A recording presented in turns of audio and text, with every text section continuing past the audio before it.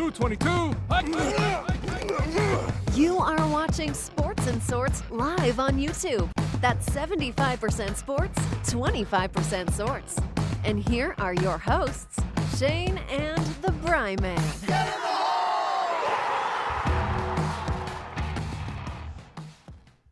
Yes, we are back, baby. It is Friday, not a Monday. It's a Friday. We've been missing some shows. You know, there's all sorts of stuff that's been popping up, but we're still trying to get to you once a week, and we did it. We got there. We're here. Dogs are barking. Everybody's having a good time. It's a Friday, a Fry-yay, as the kids say nowadays, especially the younger kids. And there's some stuff that we need to talk about. I want to get into, you know what we need? Just popped in my mind. We got to talk about the Super Bowl commercials too. And maybe a little bit of the halftime. We'll talk about the recap, all in that. We'll cover all of that in the recap today, because that's what we have on tap today. We're going to be talking about the recap and the commercials, the Super Bowl halftime show, all of that stuff. We're going to talk about it, and we're going to get into it very soon. But first, before anything happens, hit that subscribe button. Please smash it. I don't know if I can find the logo here. Let's see if I can find a logo. We have like all this stuff here, and like this one right here. Yeah. Smash the subscribe button, hit the like, punch the bell, whatever you want to do. Do all those things. We appreciate it. It's very helpful. Go ahead and comment, and anything that you want us to talk about during the Super Bowl. If you have any questions there, that you want to throw out there that happened in the Super Bowl, that you're kind of like conspiracy theories, whatever you want to do. Go ahead, throw it out there. We'll talk to you. Now, you can find us on Twitter at Shane and Bryman. You can find me on Twitter at iNorrisFinkle. You can find him at Bryman, the Bry_man, or the underscore Bry_man. You can find him there. Just follow him. He says a lot of crazy things. And a lot of stupid shit. And it's, I would say 50% of the time it's kind of satire, but 50% of the time it's not satire. And that sometimes can be funnier. It's a lot of dolphins. It's a lot of dolphins. You are a big. Basically, consumed my life at this point. Yeah. Well, you know why? It's because it's the last one. It's the last piece. It's all that's left. That's it. The last piece. Yeah. The last trophy. Because Yankees trophies. What's Spurs. Are you Blackhawks? Yes. Yeah. So Blackhawks trophies. 3 of those. Spurs trophies. 5. Yeah. UConn, Phil Mickelson. 4. Phil Mickelson 6. Man, so many. Roger Federer 20. Yeah. Andre Agassi 8. Yeah. I'm Nadal, so FSU football 3. What's Nadal at now for 18 or 19? Yeah, I mean he's got to be up. I mean he just won another one, so I mean he's up there. Yeah, he's up there. He's a beast. I love that guy. It is very possible that the 3 greatest tennis players to ever live are in our era. Yeah, playing at the same time. At the same time. I absolutely love the fact that Nadal, that whole thing when Djokovic was having issues with in Australia and all, and Nadal was like, well, it's not like he didn't know about the vaccine mandate. Like, get the vaccine and you'll be okay. It's not my fault. Go get it. Don't be dumb. I don't know. You want to play? Get the vaccine. I love Nadal. I have never liked Djokovic. Oh, he's such a. And because again, as a Federer guy, and again, so those are the two, his 2 primary, competitors in this era. Yeah. And he's actually never been very good head to head against either of them. Yeah. But I've always had I have a great respect for Nadal. I have no respect for Djokovic. I mean, other than his seems game, like a douche. Just seems like a dick. Yeah. Right. Yeah. He just seems like a dick. Nadal he's not likable. Doesn't seem Nadal's like he has so much fire and passion. Yeah, that's all where he's at. But you can see him turn it off pretty quickly and show love. He's just if somebody gets hurt or something, he's immediately is oh my God, are you okay? Kind of deal. Yeah. When a ball girl or boy gets hit or something like that, he's oh, and yeah. Unlike Matthew Stafford, who watched a photographer fall off a stage and then was oh. He takes a swig of the water bottle and just takes off. Meanwhile, his wife is like, oh my God, are you okay? Yeah. Dude, that chick fell too, man. Yeah. She plummeted. Yeah. So I don't know if there was so another thing that happened which is one of my favorite things. And I didn't put it in the topic list or anything like that, but it was a Waste Management Open. Oh my God. You need to follow. I watch so many golfers on YouTube, and there was this event, and a lot of the PGA is starting to get involved with a lot of these higher end, like people that have like 3, 4, 500,000 followers on YouTube, on TikTok, and all that kind of stuff that are golfers and stuff like that. Yeah. And they are getting, to do these like, the pro-ams that they have and all that kind of stuff, and like getting to go on the course the day before the touring pros go on the course. So they get to kind of like feature it to their audience and try and attract a new audience, which is smart. The problem is that they still don't allow anybody to like film, like these guys who go to these events, they're still not allowed to film any of the golfers and put it on their channel because it gets copywritten immediately. Yep. So like, it's like, and they're like, shut the camera off. And they're like really strict about all that, which is so dumb. Because if you want to attract an audience, just do that. Like TV's dying. I understand that, like, it's kind of still your bread and butter, but yeah, you need to find a new way. And I feel like that's probably where the audience is. But anyway, they showed like, they have like the day before, it's kind of this, the closest to the pin, but it's kind of like if you make a hole in one, you get like $1 million or something like that. It's like crazy. Yeah. And so they have all these YouTubers going, but like they also had some like NBA players and NFL players there. And one of, I think an NFL player took a swing, and cause like the cameramen and everything are right off and they're like up far. So like you shank a ball, it could go into their face. Like, and they're like there and they have to get the shot and all that kind of stuff. So like, one of them took a swing and the ball went like straight at some guy, and we couldn't tell if like hit him in the knee or the nuts or something like that. And he was just like, oh, and like crumbled. But the NFL player like ran over there and was like, oh my God, are you okay? Like, and it was like, he didn't Matthew Stafford. No, he doesn't like, no, he didn't. And let his wife deal with it. Yeah. So it's one of those things that it was absolutely incredible. Like you can see like the behind the scenes, like these YouTubers that I follow, like Peter Finch and Garrett, GM Golf and Good and all that stuff. They take their shots and like they talk about like afterwards they show like, and they're like their hands are like, shaking like crazy like that. They're like, oh, like because they were so nervous, because there's like at that time there's not 20,000 fans which are in the stands at the Waste Management Open. There was like 5 to 10,000 or 15,000. It wasn't quite as many, but there's still a ton. And they have to take that shot in front of all those people. And this is something they're not used to. They're not used to like huge crowds like that. And like when they get up there, you can just tell like the nerves are just like, oh, like it's next level. Yeah. Absolutely next level. But that was really kind of fun to see, like the behind the scenes and watching them, kind of do all that. And then obviously the Waste Management. Another guy, I have to send you this guy, Bob Does Sports. Okay.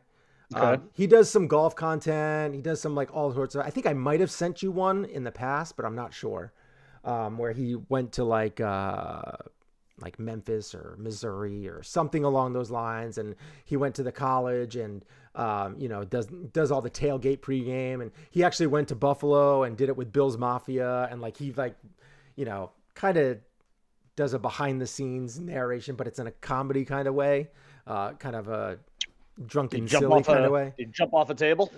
No, but he filmed one of the guys jumping off and through a table. Through a table, excuse me. Yeah, it's all right. Get your facts straight. It's all right. Yeah, They don't jump off the tables. They jump through the tables. Through the tables, yeah. They jump off the beds of their trucks onto tables. Yes, yeah, because that's smart. But this one, he goes to golf courses, particularly the Waste Management, because it's not frowned upon to like talk and heckle and cheer and all that kind of stuff, right? It's a Happy Gilmore kind of environment. Yeah. Especially on hole 16. Like that's the creme de la creme where everybody just goes bananas. Okay. Almost a little too bananas. Like Justin Thomas chipped one in and people went bananas. I'm like, come on, that was a birdie. Like it's not a hole in one. Like, fine, throw a little water and beer out there, but don't throw your cans all over for a chip in. Like, come on, whatever. No, they throw like cans onto the. Oh my God, dude. It is insane. I'll send you some clips afterwards, okay? It is insane, the shit that happens there. Insane. At the WM. There was a streaker. Like, there is all sorts of stuff. Like, I mean, talk about, and if anybody's going to clean up that place quick, it's going to be the waste management crew, right? Because there is like 30,000 cans like on the ground, and it's all gone in like 5 minutes. Wow. Yeah, it's insane. Like, they just go out there and rip it up, but there's like beer all over the green, and like, so now that's not going to putt great. Like, it's just like absolutely, it's crazy, absolutely insane. Anyway, so well, speaking of Matthew Stafford, let's talk Super Bowl. Let's get into the Super Bowl. So technically, I won, but I didn't because they didn't cover the 4-point spread. But I did pick the Rams to win. And narrowly, they came back and win. There are a bunch of conspiracy theories that the NFL is rigged and all that kind of stuff. And like, oh my God, if the NFL was so rigged, then they would have called that face mask on Jalen Ramsey in the beginning of the game, and they wouldn't have scored that touchdown because that was a blatant. His face got ripped around. Well, the counter to argument to that would be, no, they let that one go because they were trying to set up for the bigger finish, which, you know. But that doesn't. You could easily just say that the Bengals come down and score two more touchdowns. Like, I mean, that's so early in the game. You know, I don't believe that. I have never believed that professional sports are rigged. I would say this though, that if you wanted an argument, if you wanted to make an argument, sure. If you wanted to make an argument and use this game, especially those last 3 minutes, as your justification for it. You could. I'd listen to it.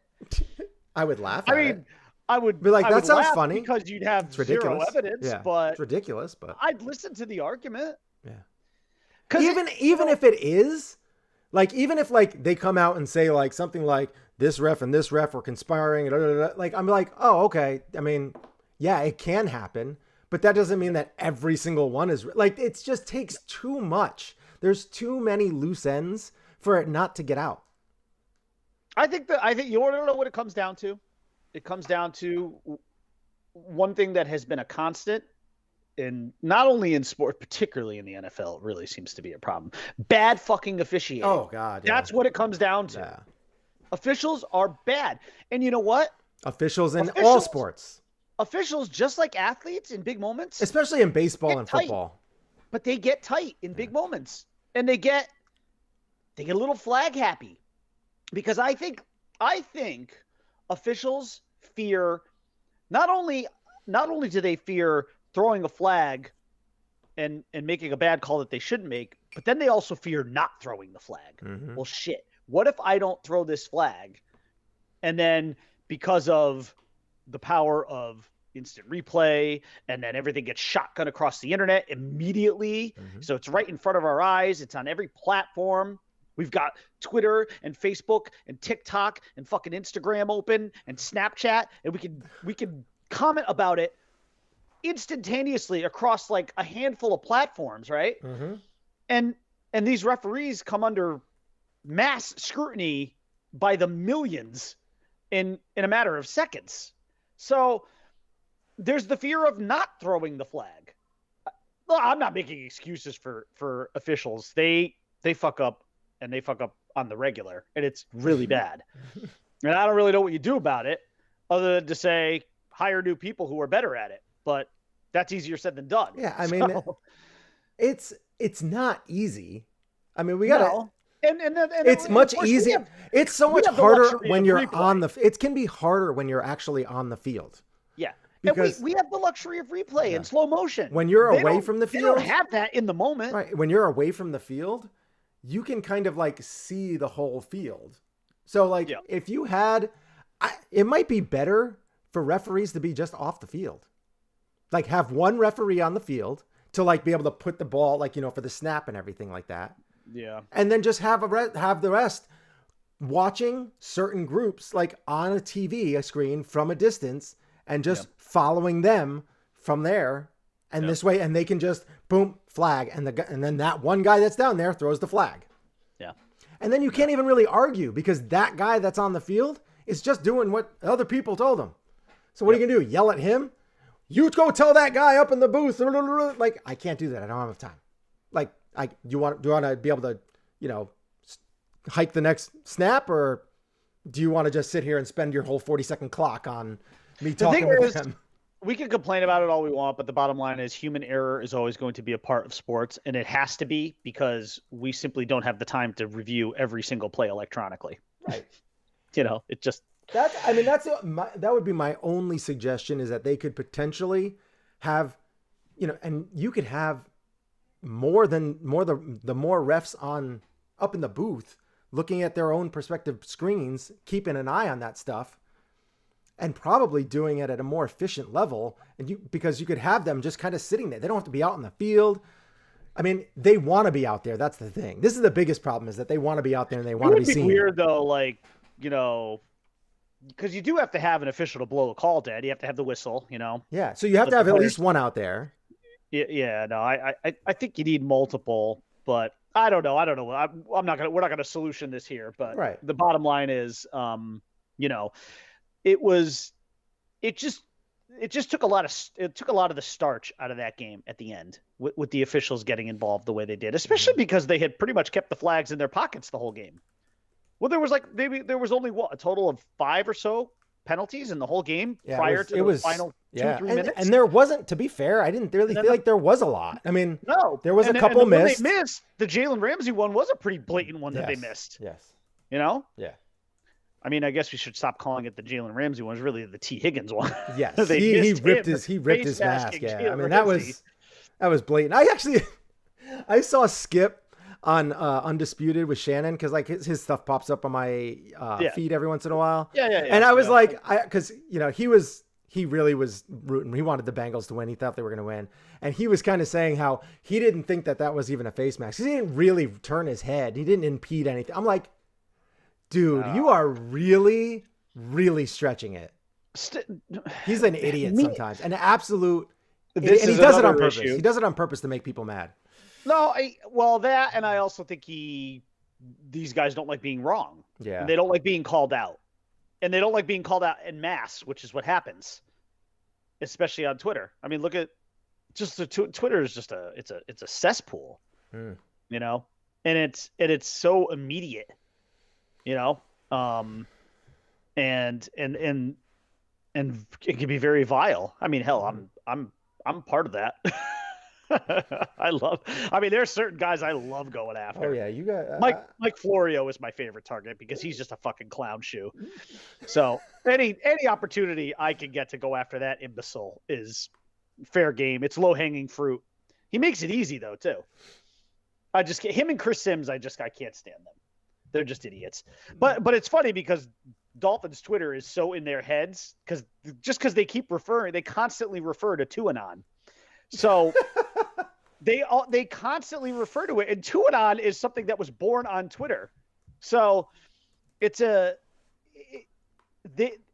mention it multiple times. They mention it on TV. They mention it constantly on Twitter. And it's like, all right, Dolphin fans, especially those who support the quarterback, those who like and support QB1 are in your heads. National media guys who are getting paid probably millions of dollars. You have some dude on Dolphins Twitter in your head called Tuanon. It's kind of sad. It's pretty funny. Like, shouldn't you be above that? It's pretty pathetic. I mean, it's great entertainment for us. But so that's what I mean. Like, there's a lot of certain like national media guys, they bring it on themselves. Mm-hmm. And if you're going to be on a platform like that and you're going to say certain stuff, you're going to get called out. All right. Well, you know what? Something I forgot to do was this. Got to put the old football graphic on the screen because we were talking football. Yeah. I mean, we really haven't. We've mostly talked conspiracy theories and bad officiating and Twitter. We haven't really talked about the game. And I don't have. So the game itself, I felt, if you break it up into halves, I felt the first half was boring. I was actually pretty bored. Like, yes, there was a little. The Godfather. Just popped up. Oh yeah, pat me on the chin. She's like, no, stop. So I felt like the first half was boring. There was a little bit of scoring, but it seemed like it was just like 4 and out, 4 and out. Oh, they get it one. Now it's 4 and out. Like, it's just like, it was like so punt after punt. There's after a punt lot of after punting. punt. And I was like, I was like, there is a little bit of scoring, but like, they're either making a big play and scoring or they're not. And it's 4 and out. It's just, it was kind of painful to watch, and the commercials. Oh God, we got to get to that afterwards too. So we'll go through this as the whole game. So we'll start in the first half. First half, we had the Jalen Ramsey, interference call, which I think happened in the first half. Was that the second quarter? It was at the beginning of the third quarter. Was it? Oh, okay. Yeah. So because that was the go. That's where they went ahead. Before the Bengals went ahead. All right. So, and it just was a kind of a boring first half. And then we got into halftime, and that started off awesome. I mean, did you enjoy the halftime show? Yeah, it was probably one of my top 3 or 4 favorites. Wow. I mean, objectively, I still think Prince's is probably the best. But I mean that's just that's iconic. Because I'm such a big U2 fan, I loved the U2 halftime. I mean, you have so many big performers. I mean, Michael Jackson. Yeah, Michael is up there. To be honest, I actually liked last year's with Shakira and J-Lo better than I like this year's. Well, I can watch Shakira all day. So, so this year I felt like the halftime performance was like 60% awesome. Cause like I loved seeing Snoop and Dr. Dre out there at the beginning, and they brought me back, to the 90s. Was it the 50 performance or 75 cent or 80 cent, whatever you want to call him? I don't know what he's up to now. Maybe he's a 50 Cent, he's a silver dollar at this point. 50 Cent came out, and that was like fine. I was like, great song. The energy just wasn't there. And that kind of brought me down a little bit. Then Mary J came out. And Mary J started amazing. Love Family Affair. Great song. Mm-hmm. But then she went to No More Drama. And I'm like, that is such a buzzkill. And it completely deflated me. I went from like, oh yeah, like, and I was like kind of jamming out to like, yep. All right, I'm going to go to the fridge and grab some more wings or something. Get a hot dog or something. Yeah, I'm like, grab some pigs in a blanket. Why are you singing this? Like, this is not a song anybody ever would play like in a dance club or anything like that. Like, not the right. You have Real Love. You have Just Fun. Like, there's so many good songs that could really like amp everybody up. And she went to No More Drama. I don't know if there was a reason why she did it or not, and she's got a great voice. She was looking great out there, but that was just a buzzkill. And then, you had Eminem, awesome. Yep. Eminem, and I'm not a huge Eminem fan, but still great, perfect. And then you had Kendrick Lamar, and I'm just like, I'm like, all right, I'm taking a quick 2 to 5 minute break, however long this is going to be, because this was boring as all could be. And then you had, Dr. Dre come back out and get on the piano. And I was like, as soon as he gets to the piano, I was like, oh, he's going to do it. And I was like all fired up. Yeah. And then they, wrapped it up, and that was a good finish. So it was like 60% was great. And then 40% or maybe 30% was just kind of like, ugh. I hear you. I enjoyed it though. It was great. I enjoyed it. It was, like I said, 60 to 70% was awesome. It took me back to the 90s. Right. It wasn't like, yes. I mean, that was. Yeah, right back to the 90s. My teens, It was good, not great. I liked Shakira and J-Lo's performance. I thought they brought a lot of energy, and it was like a lot more girl power kind of stuff going on. And Shakira's hips have never lied to me in 20 years. They have never lied. Shakira. Oh God, I love her so much. Yeah. And she is not young either, and she has kept it together for sure. She has. So is J-Lo. Yes, they both kept it together. They have both like figured out some kind of fountain of youth. Them and Paul Rudd are just like declining in age. They've all got the Benjamin Button. Rudd. Yeah, he is a Benjamin Button. It's ridiculous. They tried to actually make Paul Rudd like look like a normal guy in Ghostbusters Afterlife, and he's still good looking. It's just outrageous. It's crazy. It's troubling. Yeah. So it vexes me. So I'm terribly vexed. We get through the halftime performance, which was pretty solid. If I had to rate the halftime performance, I'd probably give it a 7 out of 10. 7. I'd probably go 8. Yeah. I'd probably go 8. And I'd probably give last year's probably like a 7.5 to 8, like a little bit better. I wouldn't say it was great, best of all time. Yeah. That Prince one was just. Prince is the rain coming down, shredding on the guitar, like that's hard to beat. Yeah, I mean it's like. And again, I'm a U2 guy, so anytime U2 performs anywhere, that's just, And they have some great songs. It works for me. Amazing songs. I've seen them 7 times, so. Yeah. Why? So we that's where we're at with that. And then we get to the second half, which I thought was much better. There was a lot more plays made. Still a lot of punting though. Yeah, there was. There was just no continuity on offense on either side for like a good portion of that third quarter. There was just like certain drives here and there or big plays, and that was it.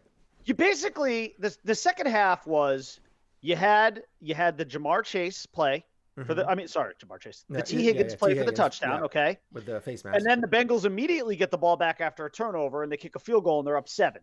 But then after that, from there to roughly 4 minutes left in the fourth quarter, it's just 3 and out, 6 and out, 6 and out, 3 and out, whatever. It just and I can say that one, I understand why the Rams had to punt a lot. If Odell Beckham Jr. stayed in the game, that game was going to be a blowout. Could have been. That game would have been won by double digits because they had no answer for him. And because if they had to double him, then Cooper Kupp's wide open. And then you're screwed. Like they couldn't cover both of those guys. Yeah. That's why it's so effective when Robert Woods is there. Like you can't cover. And if they had all 3 and if they had Higbee. Oh yeah. I mean, they had so many injuries. Right. And he had nobody to throw to because they could have like triple covered Cooper Kupp and all their other guys were. Who was that guy 18 there? Who was like Cooper Kupp light, and then the backup tight end. And they kept on dropping passes, and there was a lot of drops. That guy 18 dropped some passes. Yeah. And I think the third string tight end there dropped one or so. Yeah. There's one that was smacked up into the air and caught for an interception. Right. That was off. That I think was off. I think that was off that 18 guy. I keep forgetting his name. It's like, is that one the Samarchek or something? I can't remember. Swatek or something? I don't know. Yeah, whatever. Him. It was 18. But I will say, watching Aaron Donald, Von Miller, and the rest of that defense just put the pressure on, man, that is some special. Those are some special players. I'm most happy for Aaron Donald. Yeah. He just seems so, like, I loved it, like, having him talk at the end. Yeah. He's like, they were like, oh, so you've been talking about potentially retiring, which there's no chance he's going to retire. He's going to be the highest paid defensive player. But you talking about retiring and all that kind of stuff. And he was just like, I just want to go enjoy this with my family. We'll talk about the future some other time. Yeah. I want to go hang out with my girls, like kind of like and then you see a picture of him like sitting on the the middle of the field, like with his 2 girls and playing and stuff like that. I'm like, that's what you want. This is the greatest thing about this NFL matchup. There was no drama really. There was no real drama that was like like you had like in previous, like with like Tyreek Hill and his past issues and whatever, like you have like the Tom Brady cheating scandal, even though that's a long time ago. There's always something that's following people around, but right now you just had like good guy Matthew Stafford and Cooper Kupp and OBJ, who's this big problem child. Apparently every teammate that he's ever had loves him except for Baker Mayfield. If that's the problem, Baker, you're probably the problem. Baker's probably the problem anyway. So it's just one of those things that it was nice to not have that looming underneath. Yeah. Did you see too some of the? I love post Super Bowl when you get a lot of the mic'd up footage that comes out. Mm-hmm. But I loved watching some of the stuff of Joey Burrow. before the game, and he's just like, he's literally introducing himself to people. He's like, "Hi, I'm Joe," and he's like shaking their hands, Hi, like I'm Joe. guys on the Rams. I'm gonna go quarterback in a few seconds. Hi, I'm on Joe. the Bengals. Like they don't know who you are. Yeah. You're like already a top 10 quarterback and soon to be a top 3 quarterback in this league within a year. But I just like very casually, like, "Hi, I'm Joe." He's just and I think it was Eric Weddle actually had like a little bit, like he tried to introduce himself to Aaron Donald. Aaron Donald just walked right past him because Aaron Donald's just like, "I'm going to try and kill you in a few minutes." So, but Eric Weddle was pretty cool though. Like Eric Weddle, like had a little back and forth with him, and he was just telling him like, "Oh, I'm a big fan of yours, big fan of your game and all that stuff." And Eric Weddle's a great story too. Comes out of retirement, wins a Super Bowl, goes back into retirement. Yeah. I mean, there's just. And look, I mean, I am still happy for Stafford, even though he really came off with this bad optic the other day with the photographer thing. That's bad. It's got to be blown out of proportion a little bit. Plus, he's probably hammered. Like, you're not going to go do anything. He was hammered. He was hammered. And listen, in his defense, he and his wife are doing right by her. They're paying for all her medical bills, and they're replacing all of her equipment that broke. That's great. During the fall. But you have to admit, though, drunk or not, isn't it weird that, like, you don't, like, if it was you or me, wouldn't we be like, holy shit, like, wouldn't you jump off the stage to see if this woman was okay? I don't know if I'd jump off the stage, but I would feel like I would. I would definitely go and like check and like kick in and be like, get people over. Like okay, like look at just look at his reaction versus his wife's reaction. His wife was like, "Oh my God," like mortified and shocked. And Stafford's just like, "Oh." Drinking his water bottle, walking away. I'm like, come on, Matt. Yeah, I want to be happy for you. Yeah. You're being a dick. It's tough. It's a tough situation. I'm not gonna shit on. I mean, we don't know. Like, the Rams or the NFL might have said, "You do not go anywhere on the stage." Like, if you cannot get hurt here, I don't buy that. I don't. I would not. They are so closely monitored. I would not be. Instinct takes over, though. I mean, instinct takes over. Sometimes. I mean, nobody. I mean, how many other? Was there a lot of other NFL players that did it? That went over and ran? There was like nobody there though. It was just like the two of them. Oh, because she was on like a corner of the stage and fell backwards off, and his wife was right there. I will say this though. The initial look on his face did make me laugh because he was just like, "Oh." I'll take a look at it. I haven't seen it. I mean, it's funny, but it's funny at first just to see the look on his face. But then you're like, dude, what the fuck are you doing? Get down there and help that woman. I don't know. Yeah. I feel I want to say I would have jumped off the stage to be like, "Oh my, ma'am, are you okay?" So I typed in Matthew Staff, and the second thing that popped up was Matthew Stafford, photographer. Yeah. Oh, sure. So. Yep. Yeah. I'll tell you, man. It was a nasty spill. I'll say that. It was. What did Ron Burgundy say to Jack Black and Anchorman? That was a terrific little spill you took back there. That's what it was. Did you just hit me with a burrito? Yeah. At any rate. I mean, he just gets out of Dodge, dude. The caption here is hilarious. It says, I haven't seen the video yet, but it says, in the video, rapidly making the rounds, Stafford is seen on stage at the LA Memorial Coliseum as the photographer plummets below. Oh my. Oh my, yeah. Stafford appears to say before turning, taking a swig of water, and walking away.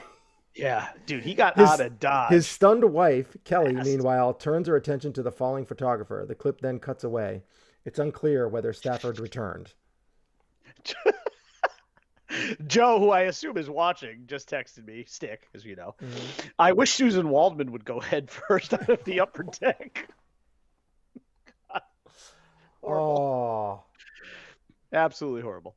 Funny, though. And relatable. As Yankee fans. Do we even want to talk about baseball right now? The disgust? I'm not sure. I'm not sure I want to talk about baseball. I'm just disgusted right now. It's children negotiating with each other. They met for 15 minutes yesterday. 15 minutes. I've lasted longer with my wife. I mean, hold on. I haven't paid. I'm like trying to watch this video. I was talking about baseball. Hold on. I made a good joke about my sexual stamina, which you missed. Ah. I always love talking about your sexual stamina. I said they met for 15. I said they met for 15 minutes yesterday, and I said I've lasted longer with my wife. Who met? The players and the owners. Oh yeah. 15 minutes. That's a quality meeting. 15 minutes. You gotta be kidding me. That's what she said. Baseball is, yeah. I mean, 15 minutes actually wouldn't be that bad. That's a quality outing. I mean, it's not a half hour. Listen, only in movies and porn does sex really last for like hours on end. Okay, let's be honest. Come on. And even some movies it doesn't. In some movies it's over embarrassingly quick, and you've got the woman lying in bed looking up at the lights like, what the hell was that? Yeah. Good times. Anyways, back to the game. Sometimes you last more with a pie than you do the woman. Yeah, it's true. Jason Biggs could tell you all about that. It's like warm apple pie. Anyways, back to the Super Bowl. Yeah. So, and then you have the last 3 minutes, right? And so within that last 3 minutes, there were 17 penalties, and I mean, it was, it sucked because the one on Cooper Kupp, not the first initial one where it would have ended up being a fourth down. Like that could have been that. I could see how they could call it.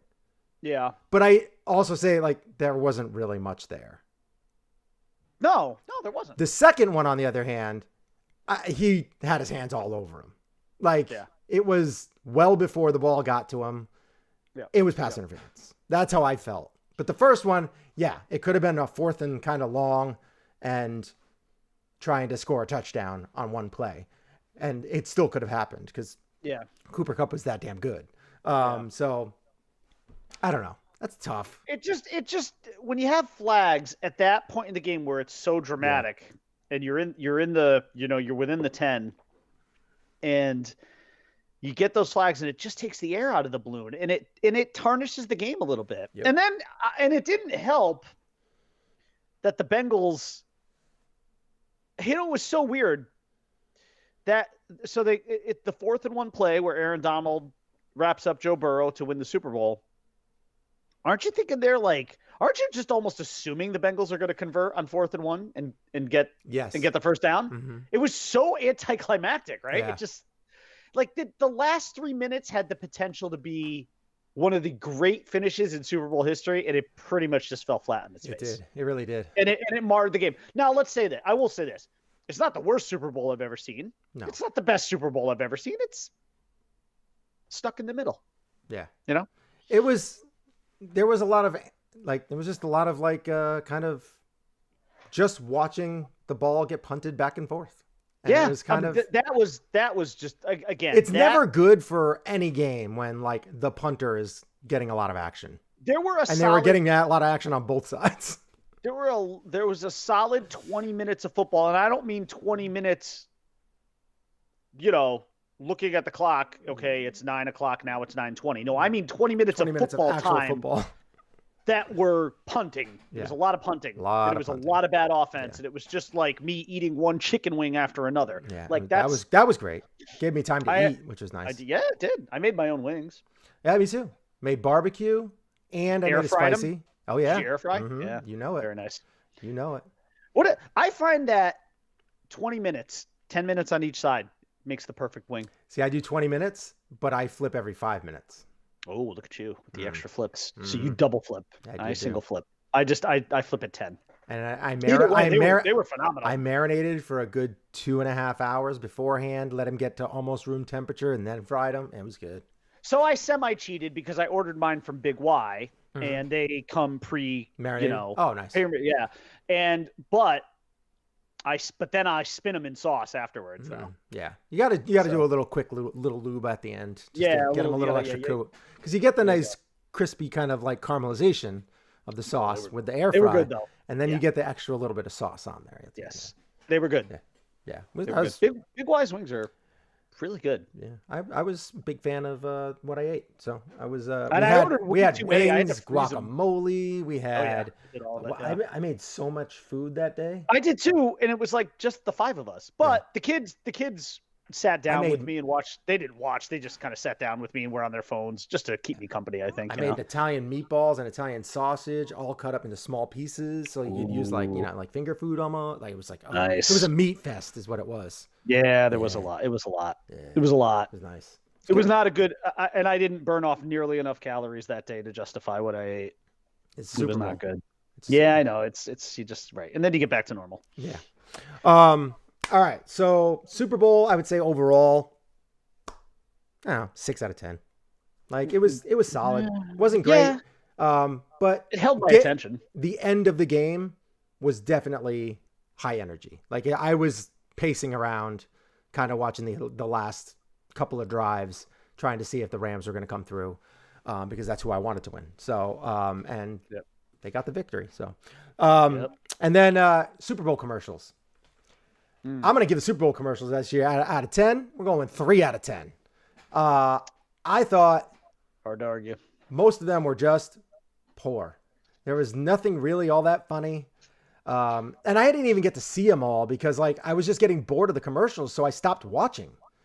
My son loved the Coinbase one that was going bouncing around the QR code. Yeah.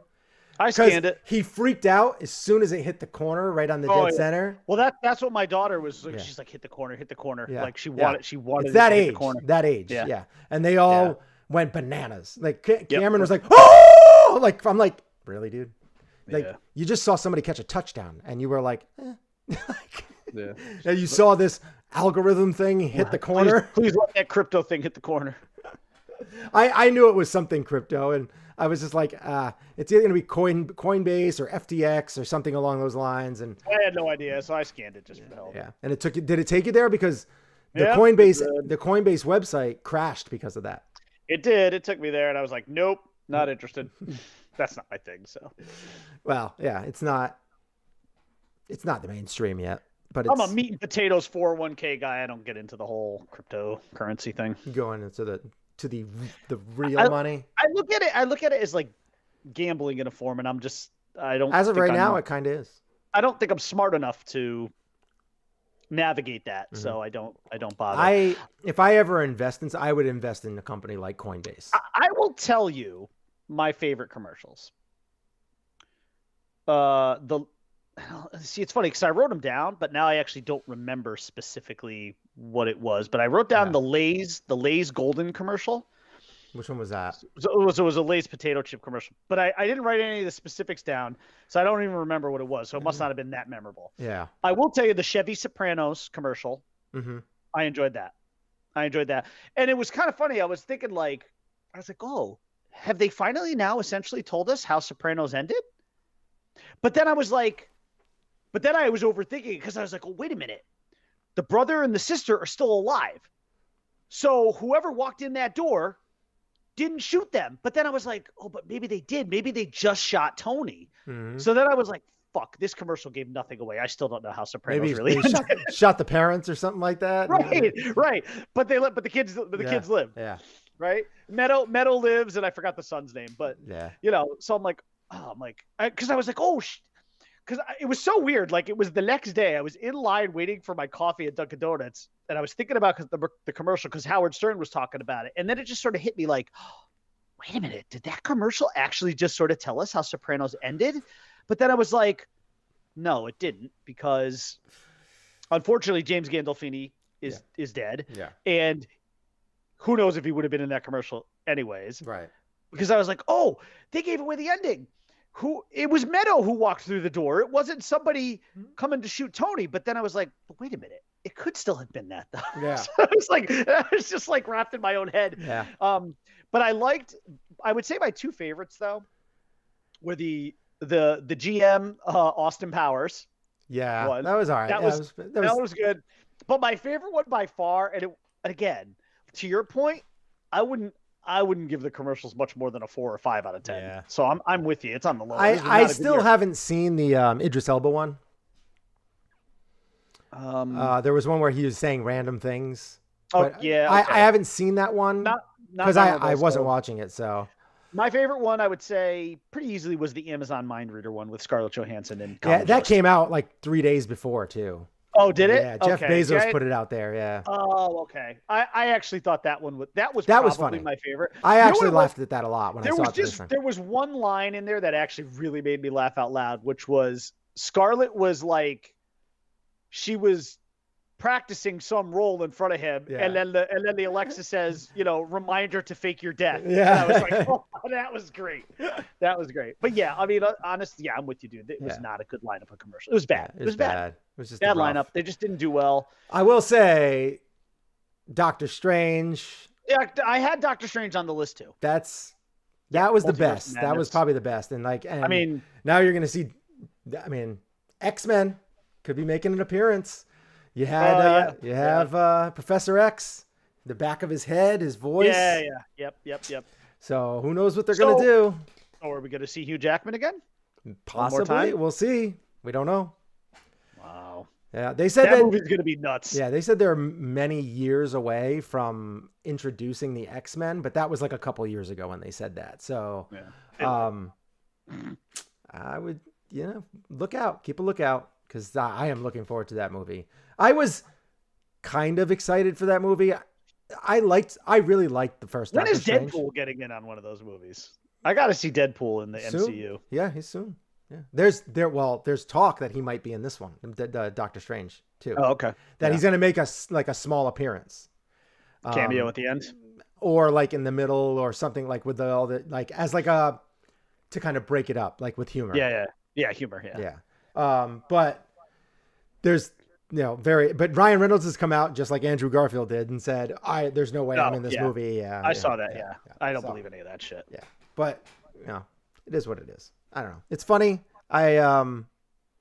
Is that a proper segue into our Wheel of Destiny, or what else did we have? Oh, well, we had some. We had to talk about a little MLB too, but let's get into. Well, I know you wanted to talk about the Kyler Murray thing, right? And basically him wiping his entire Arizona Cardinal existence from his social media platforms, which is just fucking stupid. He just wants money. He's a child. But he wants money. He looks like a baby, and he is a baby. He wants money. He wants to get paid. Small pint. He wants to get paid. That's the thing. And because he's so small, he wants to get paid early because everybody else that's small in the league is getting hurt. Every way. Why don't you go to baseball? Go to Oakland. Go back to the A's. I hate shit like that. Like, oh, I'm mad at my team, so I'm going to pretend like I don't even exist to them anymore, and I'm going to wipe my social media. What are you, fucking 14? He wants Grow money. up. I 100% believe he wants money. And listen, he's a good player. I don't have anything against the player. Fuck, I've got his autograph over there on the wall on an Oklahoma helmet. I don't hate the guy. He's talented. But grow up, dude. A little whiner. A little bit of a whiner. That's like the worst. Whiner. Yeah, the worst is being a whiner. Right. It's just, come on. Absolute worst. Whatever. All right. So yeah, Kyler Murray, just play. The diva. These players are such divas. Or if you want money, just say you want more money. Right. Or we're in inflationary times. It's the best time ever to get some extra monty. Just go ask your boss for a raise. I mean, Aaron Rodgers pulls this kind of shit too. And that's why we don't like those are reasons why people don't like him. Right. Because he gets weird and cryptic or just outright lies. Yeah. Lies about vaccines. Mm-hmm. Yeah, I've been immunized. With what? Ivermectin? Yeah. Clown. All right. So let's get into I guess we'll do the Mount Rushmore. Sure. I'm excited to be a part of this.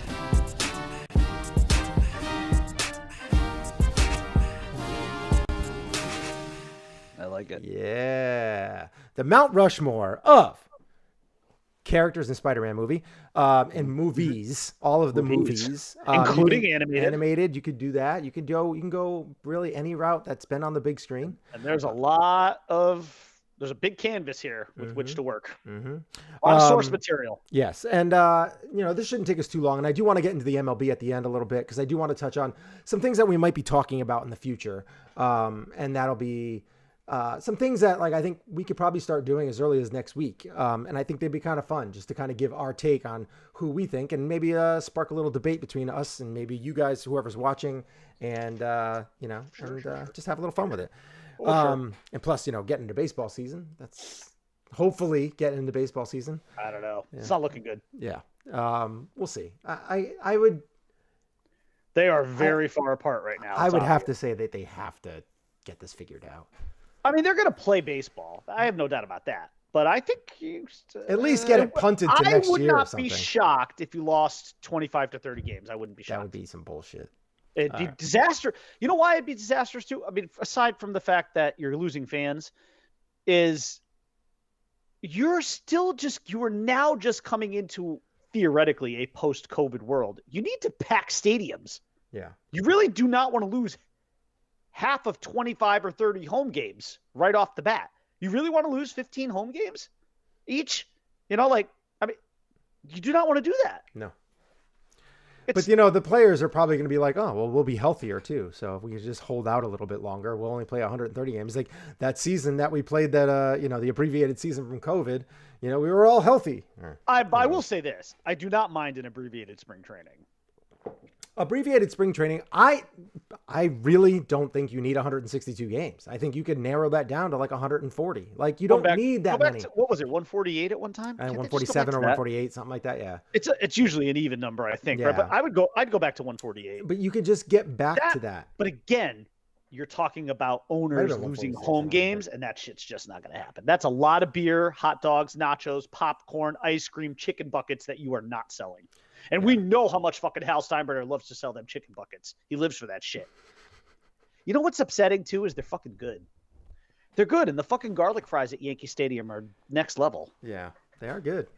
It's fucking good food, to say it. It's good, trashy food. It is. You got the NYY steak sandwich. Or if you can get the burn ends. If you can ever get the burn ends over there, those are good, too. I don't know if you've ever had those there. I will say my favorite stadium food ever was at PNC Park, and I was heartbroken when I went back to PNC Park a couple years ago because I couldn't find them. Garlic fries with cheese-covered garlic fries. Best thing I've ever had at a stadium at PNC Park. This was years ago when that stadium first opened. Mm-hmm. Melissa and I went there together. We spent a couple days in Pittsburgh. Went to 2 Pirates games because it was the year the stadium opened, and I had cheese covered garlic fries. I could not get enough of them. Wow. It was the best fucking thing I'd ever put in my mouth, and that's what she said. and honestly. And then we went there again a couple of years ago. We did a sports weekend there, and I was so excited. It was the only thing I could talk about on the 8-hour drive out to Pittsburgh. Yeah. And they did not. I couldn't find them. They were not in the same spot where they usually were, which was down the left field line. Mm-hmm. They were nowhere to be found, and my heart was broken. That would hurt. It hurt when you find something that's so Holy Grail-esque. Yeah. You want to be able to get back there again. Yes. That sucks. Yeah. All right. So let's get into it. Let's get into the Mount Rushmore of Spider-Man movie characters. All right. We'll start off with the Lincoln, Jefferson, Roosevelt, Washington. Okay. Got it? All right. I got it. All right. Well, do I have any coins? Sometimes I have coins. So we can figure out who's going first. Oh. Right. Yes. Who's going first? Oh, wait. Let's see what I got here. Oh, I got it. All right. So we got heads. Okay. Tails. Okay. All right. I'm going to call heads never shits the bed, so heads. All right. You got it. Heads. So are you going first? No, I'm going to defer. All right. You're taking it in the second half? Yeah. All right. So my Lincoln is, and this list was actually surprisingly easy to come up with characters.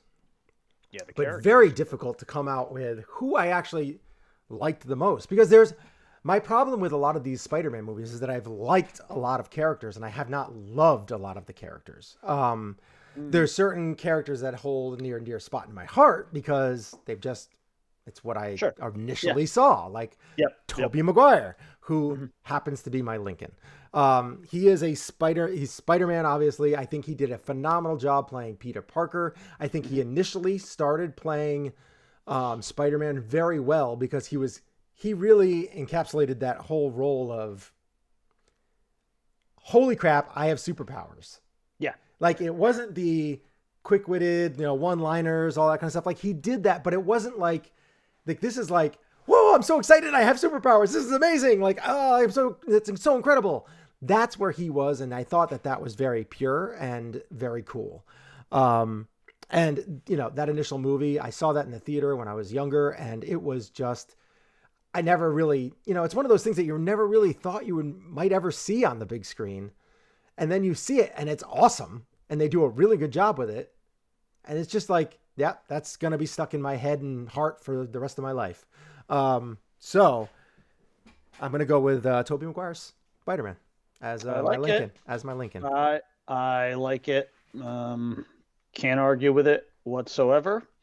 My Abraham is a man we know as Quentin Beck, played by Jake Gyllenhaal, also Mysterio. All right. Mysterio go ahead. Was one of my... He was one of those characters I didn't even know I loved until I saw it. Honestly, because I and I've always been more of a DC guy. Mm-hmm. So the Marvel universe in and of itself hasn't been something that I'm really well versed in. Mm-hmm. But when I saw Far From Home and Jake Gyllenhaal and the interpretation of that character, which is just... It's such a goofy character too, like in terms of the costume. Yeah. It's so stupid. And he even acknowledges that too when he's making the speech as Peter leaves the bar, and the whole bar is almost like a simulation with drones. Yeah. And he's like, "Get this ridiculous costume off of me." And it actually was that scene where I fell in love with this character, because they tell him to make a speech, right? They tell him to make a speech, and he's like, no. He's like, all right. And he gets up on the table, and he makes this fucking incredible speech, trashing Tony Stark. Basically, he's got this room full of people that Tony had screwed over, at least in his mind, people that Tony had gotten rid of, people that Tony didn't believe in, people that Tony cast aside. Yep. So this was like an outcast. This was like a Tony Stark outcast group, right? And they were out for vengeance, they were out for justice, whatever it was, and like Far From Home is a good movie. It's not a great movie in terms of premise. I mean, you're talking about the bad guy essentially just I think it's probably a lot of drones. It's like it's my third favorite movie of the franchise, but that trilogy.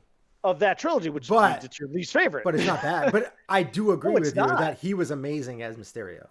He's amazing as Mysterio. Jake Gyllenhaal first of all, he's a great actor. Yeah. And he nailed that role. And again, I didn't know anything about Quentin Beck or Mysterio going into that movie. Honestly, I really didn't. I'm not a huge Spider-Man lore kind of guy. Mm-hmm. I don't have the knowledge of it that I certainly have of DC. Right. And so I didn't know. I actually didn't even know that he was the baddie, especially early on. Right. It was a little bit of a shock. Yeah. Yeah. So, but he had some great lines. That speech is phenomenal. That speech that he gives on top of that table is so great. It's just so great. Man of movie quotes. I'm surprised you haven't memorized that speech. I know. The one thing I actually memorized more than anything though is, so it's towards the end. And he's they're having the issues with the drones. Mm-hmm. And this to me generated one of the great gifs or even memes of all time. Cause he's trying to tell Nick Fury what's going on. And he's got that guy in his ear telling him what to say. And Nick Fury turns around and looks at, Colby Smulders. And he says, see, now that's some bullshit. And that's where you started, it's just like that produced one of the great lines in that movie, and just one of the great scenes, because Sam Jackson is just he was built for that role. He was. But yeah, so Mysterio is my Lincoln. All right. Great I like character. it. I like it. And now we'll get to the middle of the group, the not as glorious, but still pretty impressive. And that is going to be my Jefferson. And my Jefferson is a character who I think everybody was very excited to see, particularly the male portion of the world. And that was when Aunt May became Hot May, because Marissa Tomei was Aunt May in the Tom Holland universe. And it's because she not only, is she gorgeous. I mean, she is, she's getting up there in age. She's like 50 sexy something without even trying. And she is just no effort. She's just cool. And the relationship that her and Tom Holland, Spider-Man, Peter Parker had together was phenomenal. The relationship her and Happy Hogan had, great. Her interactions with everybody, even though it wasn't it wasn't super important. Right. It wasn't didn't really hold a lot to most of the movies. It was just really, really well done. And I thought that she played that role the best. And it might've been just because she was in the best shape or the youngest of that group. And they just flipped Aunt May on Anya and it worked, and it worked perfectly. And even in the third movie, you haven't seen the third movie yet, but as you'll see in the third movie, her role becomes so important. Yep. And it's really, everything's really, really well done. And I really think that there was a lot of female characters. I loved Emma Stone as Gwen Stacy. I even liked Kirsten Dunst as Mary Jane. And there is so many good female characters, but I could find things that I didn't like about certain, MJ, Kirsten Dunst, great, but very whiny and flip floppy and all over the place. And it was just kind of a little bit much. There's a little bit too much drama with that relationship to really, really love it. But Emma Stone as Gwen Stacy, I thought she did a phenomenal job. But I would say Aunt May is definitely my favorite of the female characters. Hey, can't argue with that. She is the Jefferson. That's a good choice. This one was pretty easy for me. Doc Ock, Alfred Molina. Dr. Otto Octavius. I love, and again, I know he's in No Way Home, and I can't wait to see that. But I thought one of the things that I like about him as a villain is, of course, the conflict, because he doesn't start as a villain. It's this battle between him and that machinery. And that chip in the back of his neck that gets fried. Right. And but Alfred Molina, man, and that, because this is Spider-Man 2, I believe, where he makes that debut. Yep. And I just thought Molina was so perfectly cast. It is known as the best Spider-Man movie. That number 2. I wouldn't disagree with that. It's probably my favorite because of how much I love Doc Ock. So, I don't know. I just liked his portrayal of the character, and there was just something. He was I think the perfect combination of the two, right? He was the perfect combination of Otto Octavius and Doc Ock. Right. He was a scientist, and he was so believable as that, but he was also believable, as to your point, as the guy with the chip in the back of his neck that just flipped. And you knew, at his core, as it is with many villains, oftentimes villains, we identify them as that because they oppose the protagonist, but are they really villains? Killmonger is kind of one of the biggest examples, right? Killmonger is the antagonist to King T'Challa, but is he really a bad guy? You're right. Not if you consider the story. Right. He's not, So Doc Ock is my TJ. I like it. All right, my Roosevelt is the only villain I have on this list, and it is the OG of villains, and that is Harry Osborn, and that is the Green Goblin, Willem Dafoe, and it's mainly because, again, first movie, first introduction, you get the Green Goblin, who is one of his most powerful nemesis, Spider-Man's most powerful nemesis. Like, he is just so evil, but also torn with multiple personalities. Like, it is, and if there was ever a character to play somebody with multiple personalities and do it believably, it is definitely Willem Dafoe. He just has that look to him where he can kind of look like, you know, a sweeter kind of old guy, but then just changes facial features a little bit and turns menacing. Looks like a damn goblin. He doesn't even need the mask. He didn't need it. And it is... And what he can do with his voice, the octave that he can get to, you know, like it's terrifying. Yeah. And then you have that, and just the way that you see the relationship between, you know, Spider-Man, Peter Parker, and the Osborns, and how their relationship is, and the complicated relationship, and then how, you know, Osborn kills himself by the Green Goblin, you know, with his glider, and, you know, Spider-Man moving out of the way, and it goes into his abdomen, and that's how, and like that, just how horrible Peter Parker feels, even though that the Green Goblin was trying to kill him. And then, you know, the son, his best friend, is also there, and like kind of sees it after the fact, and like what happened. And it's just absolutely perfect Spider-Man, because Spider-Man does not have success without being absolutely heart punched and, you know, with his insides ripped out. And that is just, was done very well.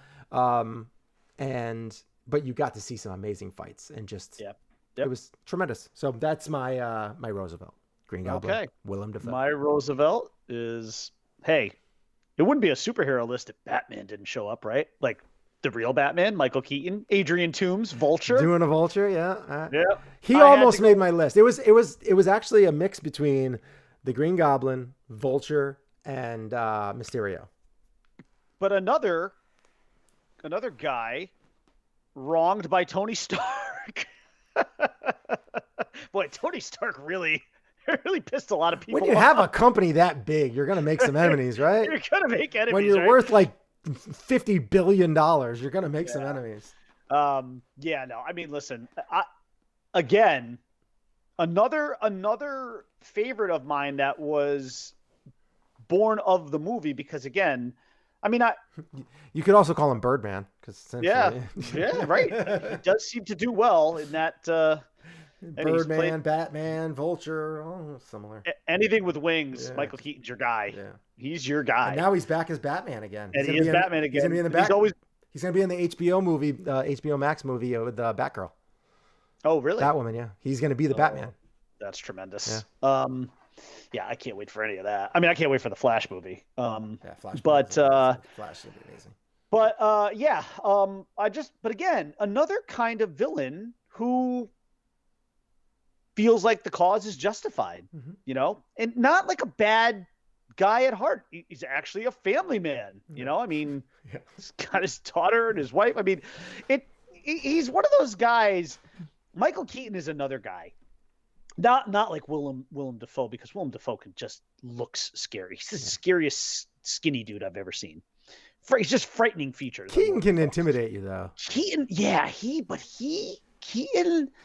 does have a face, though, that can scare you a little bit. Like that old Italian mafia, like, looked at you, like, kind of like he could do something with his eyes. Like, he could squint his eyes in a way that could just sort of like, you know, like he could send a shiver down. But he can also be suave as hell too. Like, he's super suave. He's so good. I love Keaton. He's Michael Keaton's a national treasure. I don't care. You could slice it any way you want. That man is a fucking national treasure. But you know what? Like, Michael Keaton's one of those guys, for the most part, it seems like he plays decent people in roles. Did you ever see the movie Pacific Heights? Mm-mm. Oh my God, dude, you got to watch Pacific Heights. That's a movie from, I want to say late 80s, early 90s. And it was very similar, like him playing that role was very similar to when Harrison Ford was the bad guy in What Lies Beneath. Okay. Except I would say that might even be more evil though. Like Michael Keaton can play a bad dude, man, and believably. Yeah. He's just so But I liked the character Vulture. I liked the background story of him too. And again, another guy. I must have the soft spot for guys who were wronged by Tony Stark or something like that. And then you'll sign off at the end using your Tony Stark quote. They've somehow showed up twice now on my list. Unwitting, I didn't even realize it until I was starting to explain it. Yeah. But he's my Roosevelt though. Adrian Toomes, Vulture from Homecoming. I like it. I like it a lot. All right, and now we're going to my Washington. Yep. My Washington is, and this was tough because I didn't want to do this, but I did because I just had to. I was like, I kept on kind of flip-flopping, like, do I really want to do this? I was like, I don't particularly think his Peter Parker is 100%. I don't think his Spider-Man's 100%. I think that they're both good, but they're kind of more overlappy than I like. Okay. And that is Tom Holland. Tom Holland's Spider-Man. And the reason why I like him so much, because I think he has kind of made Spider-Man his own. Whereas, like I said, Tobey Maguire played Peter Parker perfectly. And I felt like he played him as he was initially starting out as like this, holy crap, I can't believe I'm actually a superhero. And Tom Holland did something very similar, but he kind of also does the snarky thing as well. Like the quick one-liners and all that kind of stuff. And like he encapsulates that a little bit better.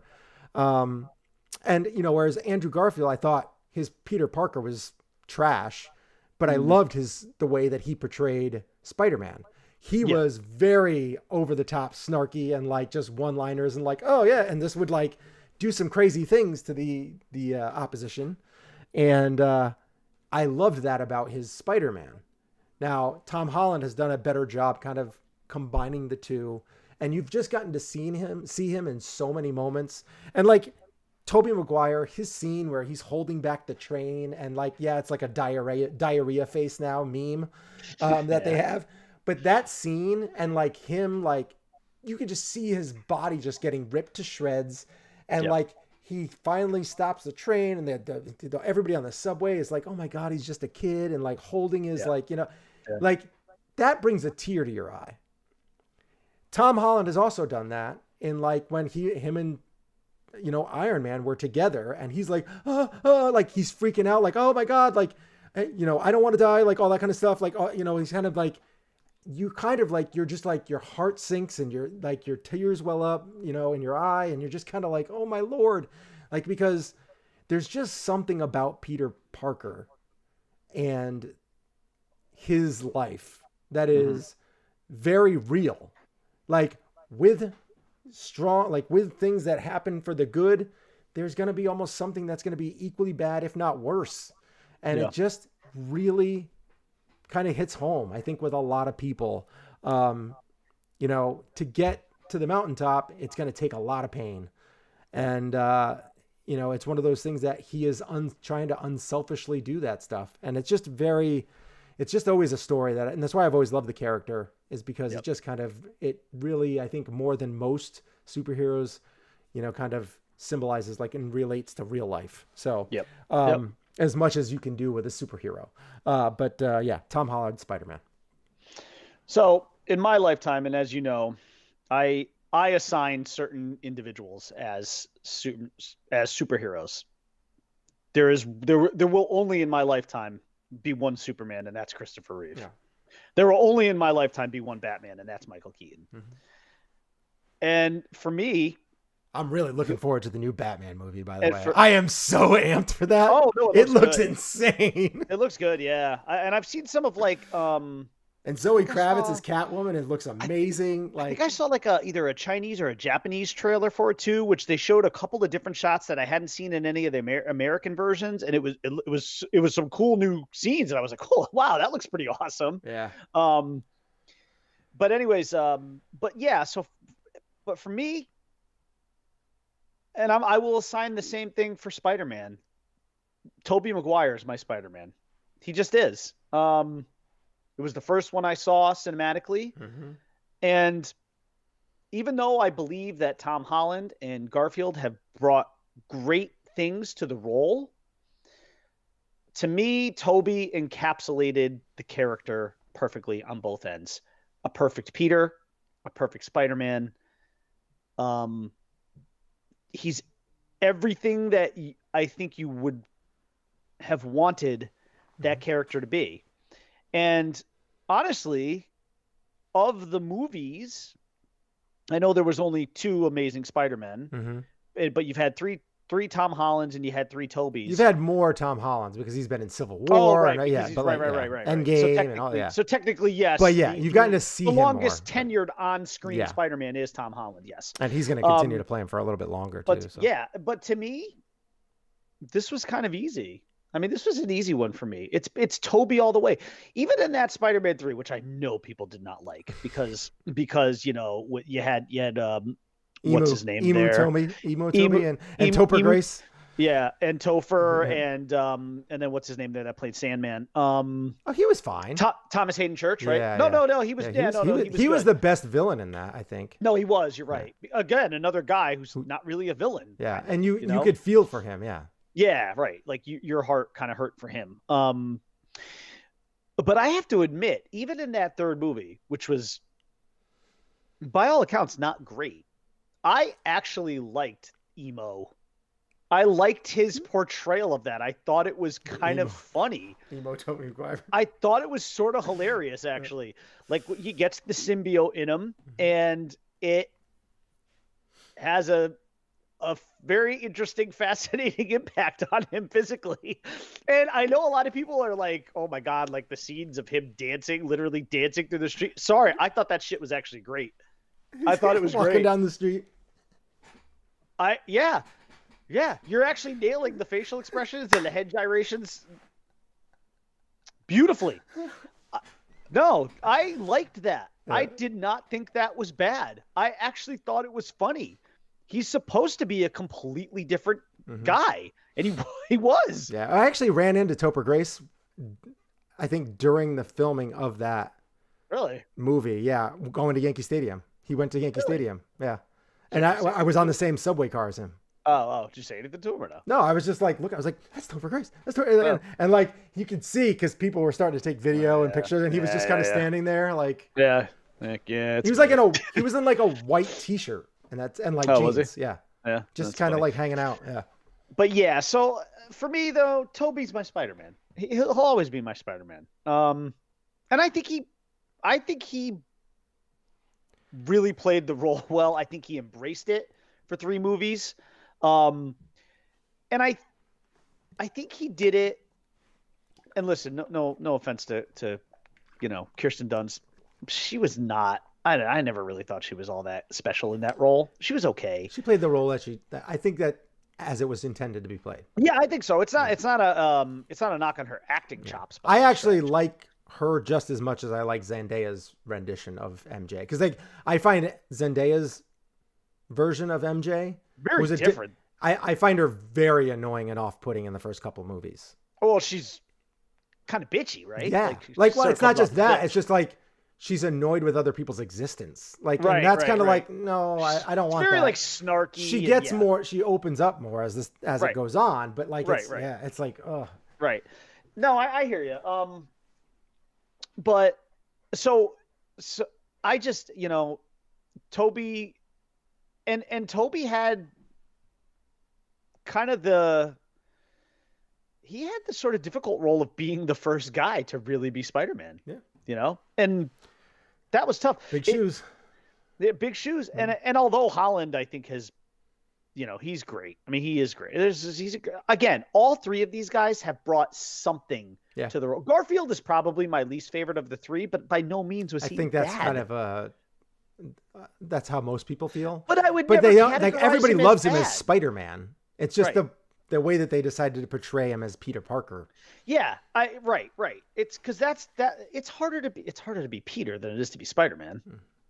I mean, it's harder to being the guy in the costume. It's tough to be both. It's tough to have those dual personalities. But I think I've always thought, yeah, you're right. I've always thought that Batman was the hardest one to play, even Superman to an extent, being the Man of Steel versus being Clark Kent. Yeah. It's they all have, I mean, but to find the perfect balance, see, that's to me why I chose Toby too, is because to me, he was the perfect balance of the two. And I think you think that Tom Holland probably was the perfect balance. I think Toby was actually the perfect balance of the two. And that's why to me, Christopher Reeve is always going to be Superman, because nobody could embody Clark Kent and Superman the way he did. Right down to the body language that he exhibited in those movies, which has been well chronicled. I mean, you could just look up YouTube videos on it. And again, same thing with Keaton, the perfect balance of Bruce and Batman, Yeah. And I just, and I like, the thing I think that about all three of those, although, some people would look back in the 80s and say, well, Christopher Reeve's role is campy. The one thing I would never say is that none of it was over the top. Yeah. And like Christian Bale, as good as a Batman as he was, there was a lot of over the top going on. There's a lot of extreme. Even with Bruce Wayne, there's a lot of extreme in his character. And that's very good. That's a different way to play him. Yeah. I mean, right. It's I think Ben Affleck, it's all subjective. I think Ben Affleck did it very well. I thought he really was like good kind of the balance. stoic, very kind of like, but like having champagne, flirting with the ladies a little bit, but like more a reserved party guy. Right. A high class party guy rather than the stumbling over, falling down, driving up in a Maserati or whatever. He was Lamborghini. I don't know I can't remember what he drove up in, but not different than that. A little more suave. Yeah. And, But again, Toby's my GW. Yeah. He's my George Washington. I think he's the best guy to ever play Spider-Man. All right. I like it. That's a good one. So I have Toby, Marissa Tomei, Willem Dafoe, Tom Holland, and you had...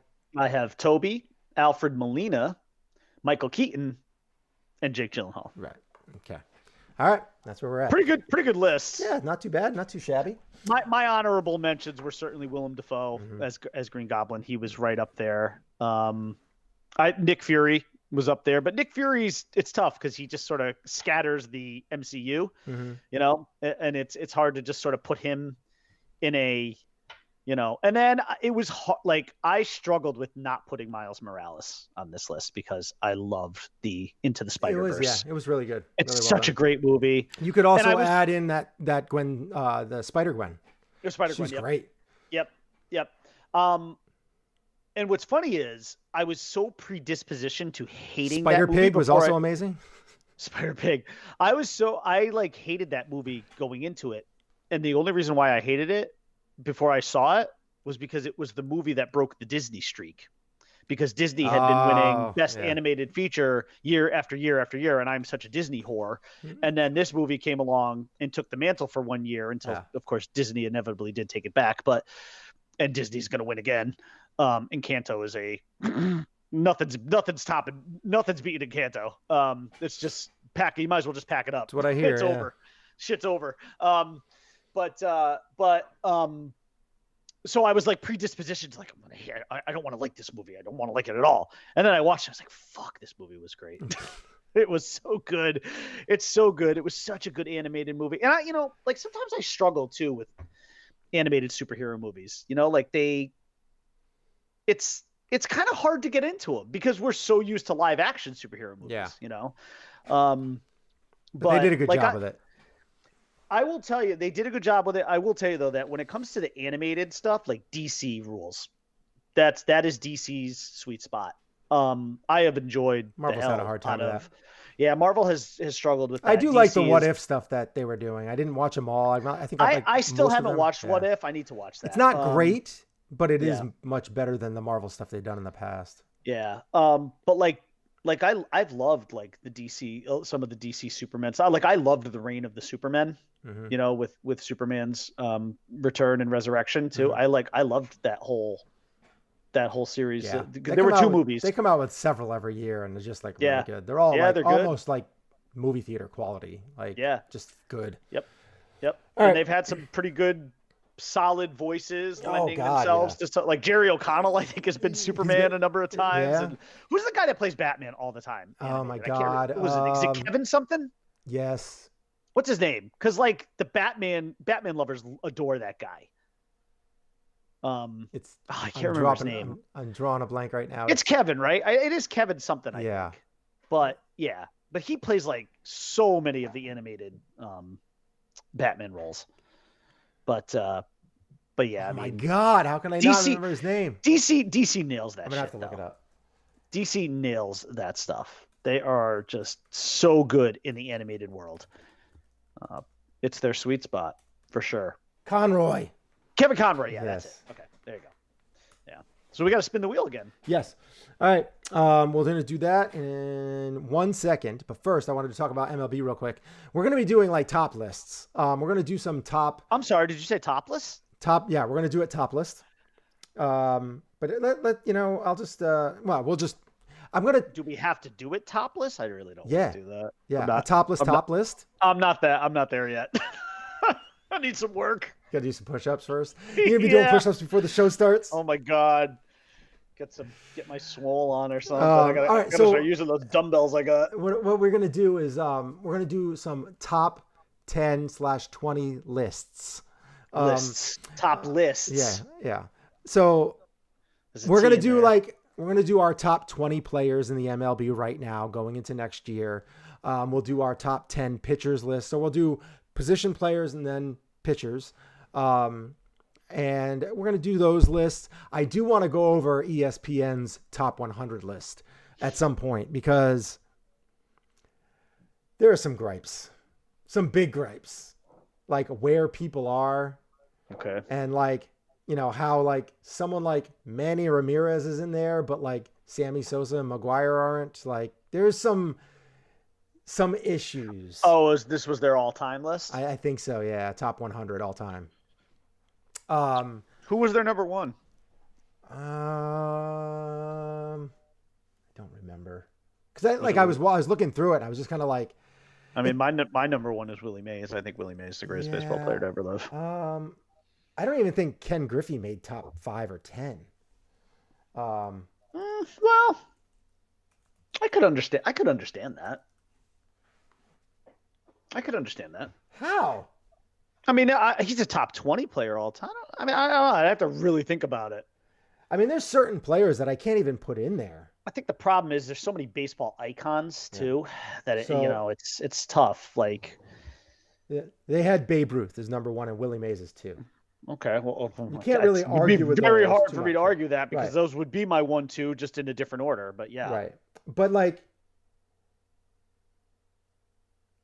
I mean, there are, who's is he not? Like, where do they have Bonds? I'd be curious about that just because of the steroid thing. But if you even if you remove the steroids, Bonds is 8. Okay. Which, I don't have a problem with him being in the top 10. I don't know. I feel like Griffey is just as good as him if you take the steroids away.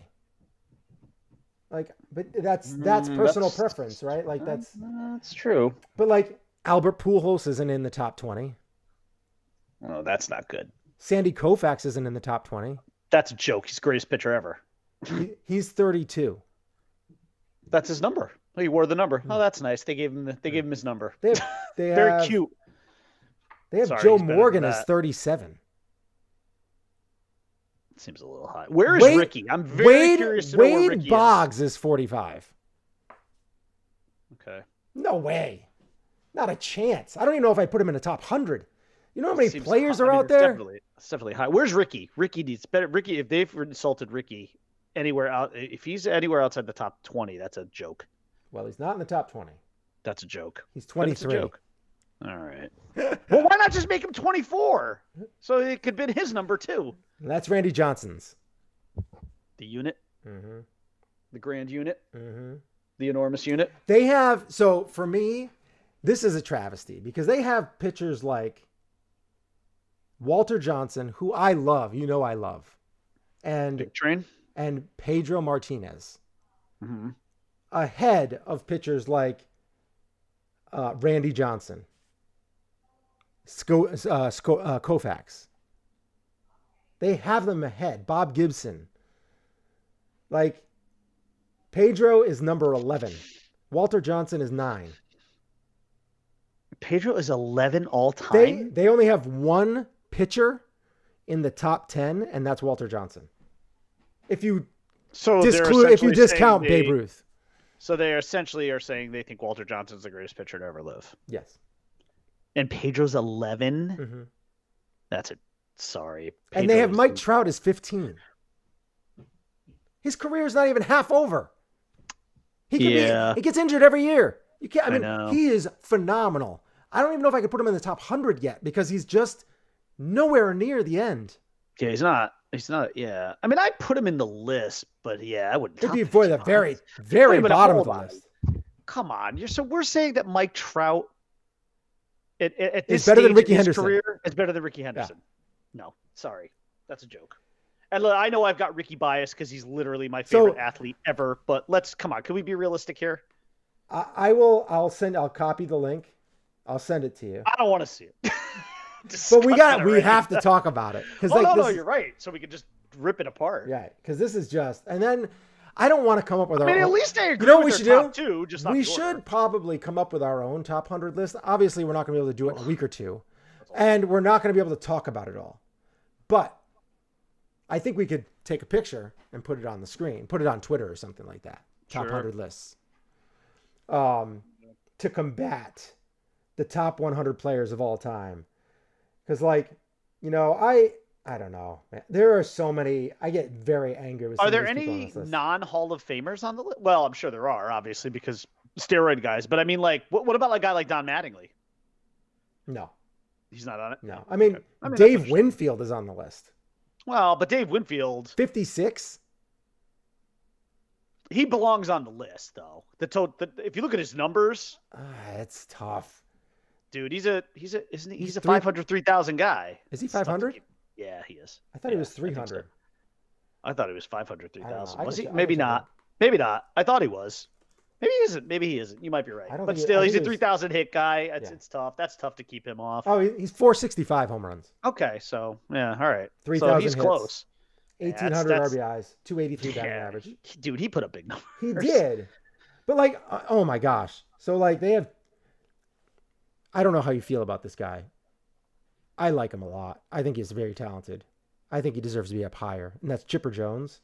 They have him at 78. And that's ahead. I mean, that's below Wade Boggs. I would take Chipper Jones in a heartbeat over Wade Boggs.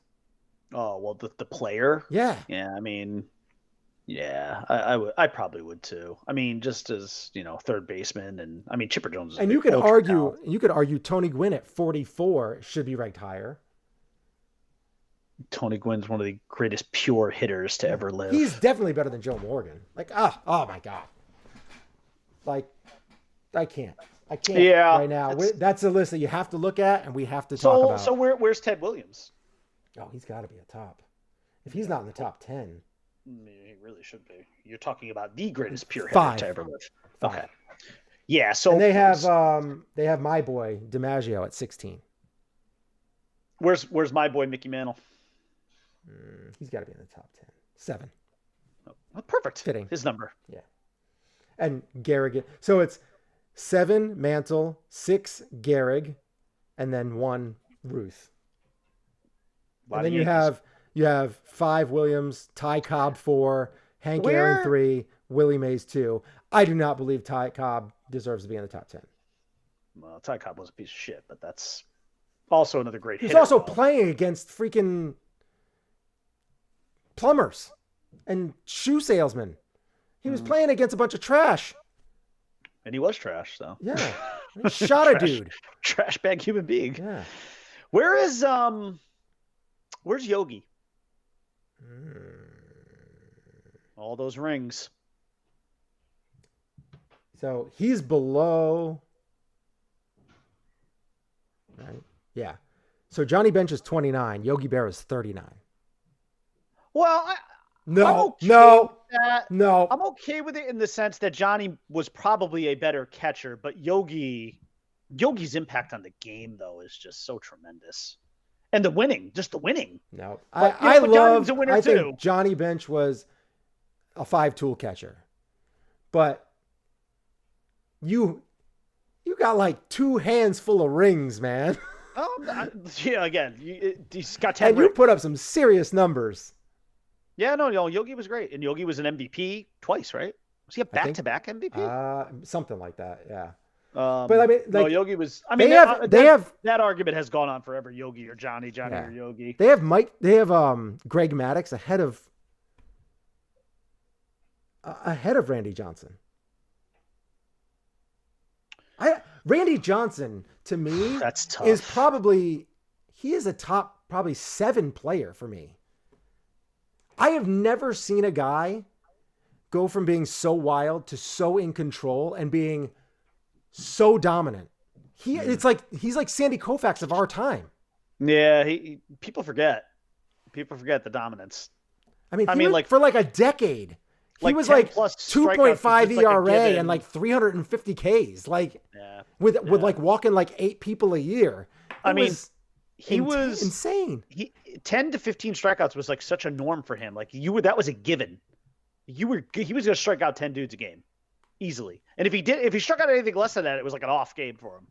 Like people forget. We have recency bias, It's tough.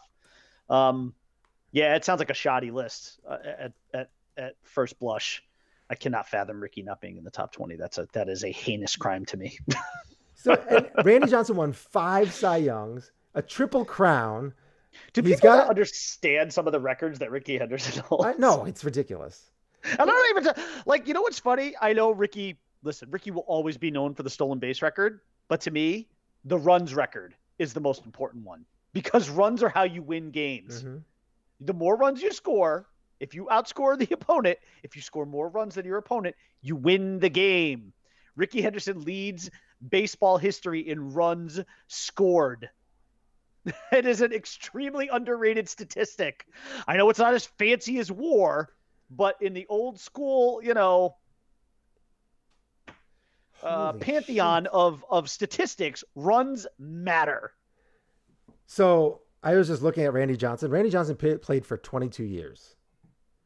Yeah. 14 or 15 of those years, he had a strikeout per 9 over 10. Wow. Crazy.